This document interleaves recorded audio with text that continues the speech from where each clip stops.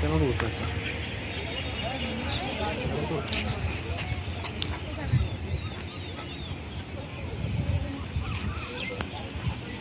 নমস্কার বন্ধুরা, মানে আমি একটু কমু আর কি। মৈত্রী সেতু এসে আপনার কিরকম অনুভূতি, কিরকম লাগলো? খুব ভালোই লাগলো। ফার্স্ট টাইম আসলাম মৈত্রী সেতুতে, খুব ভালো লাগলো। দেখার মতো কিছু আছে। এ হলো আমাদের সাবরুমে উপস্থিত মৈত্রী সেতু।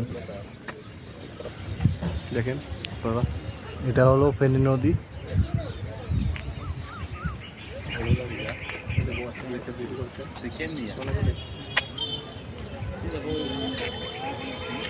আর এখানে বিএসএফরা ডিউটিতে আছে।